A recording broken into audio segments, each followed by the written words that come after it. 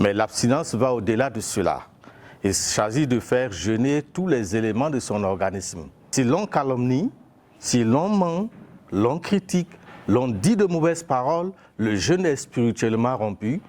Bien entendu, il y a des actes tolérés dans le jeûne. Il s'agit de prendre une douche, de prendre un bain.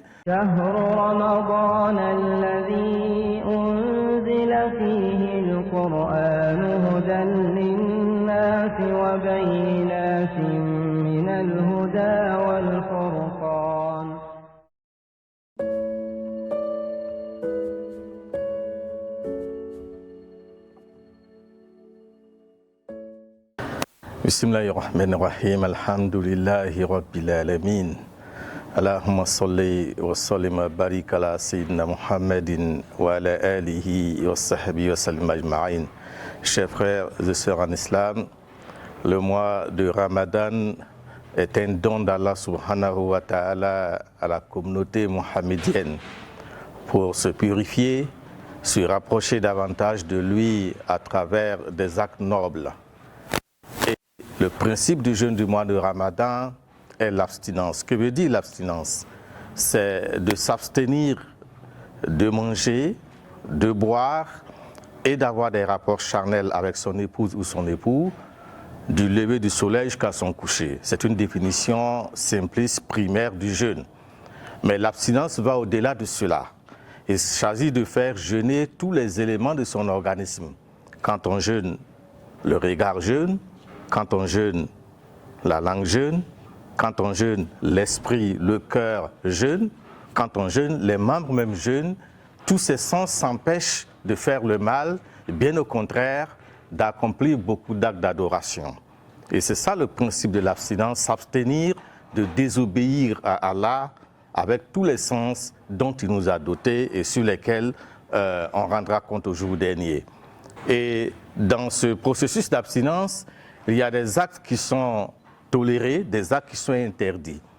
Au nombre des actes interdits, évidemment, ne pas manger, ne pas boire, sinon le jeûne sera rompu. Donc, on a une rupture physique du jeûne, qui est la nourriture, qui est la boisson, qui est le rapport charnel dans la période du jeûne. Donc, cela rend le jeûne. Mais on s'arrête évidemment à la partie physique, mais il y a une rupture spirituelle qui nous interpelle sur les actes interdits. Si l'on calomnie, si l'on ment, l'on critique, l'on dit de mauvaises paroles, le jeûne est spirituellement rompu. Et le hadith nous dit, et ça, il faudrait y faire beaucoup attention, Dieu n'a pas besoin du jeûne d'un jeûneur qui s'est abstenu de manger et de boire, mais qui a passé tout son temps à médire, à dire de mauvaises choses. Donc on a une rupture spirituelle qui est de loin plus importante que la rupture physique. Donc l'interdiction comporte tous ces actes qui peuvent rompre le jeûne de manière physique ou le rompre de manière spirituelle. Bien entendu, il y a des actes tolérés dans le jeûne. Il s'agit de prendre une douche, de prendre un bain, de se brosser les dents, de se reposer, de dormir, et d'avoir des rapports intimes avec son époux ou son épouse, mais à la rupture du jeûne. La nuit, par exemple, au contraire de ce qu'on disait dans les temps anciens, les rapports intimes sont tolérés, sont permis, mais après la rupture du jeûne. Alors, quand des cas de non-respect de ces dispositions arrivent, on a ce qu'on appelle l'expiation, kafarat siyam. Il s'agit donc de nourrir 60 pauvres ou de jeûner 60 jours successifs quand on a manqué à ses obligations. Celui qui a rompu le jeûne volontairement, qui a bu, qui a mangé volontairement, il sera tenu de faire une kafara expiation en jeûnant 60 jours successifs d'affilée ou de nourrir 60 pauvres pour non seulement demander le pardon, le repenti et en espérant que Dieu lui pardonne. Donc c'est une interpellation à faire attention à tous nos sens quand on jeûne.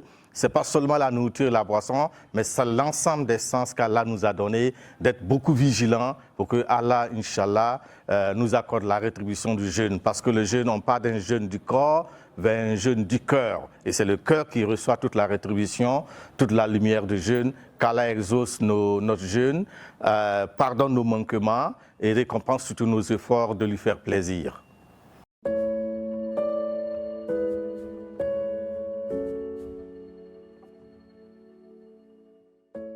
فمن شهد منكم الشهر فليصم ومن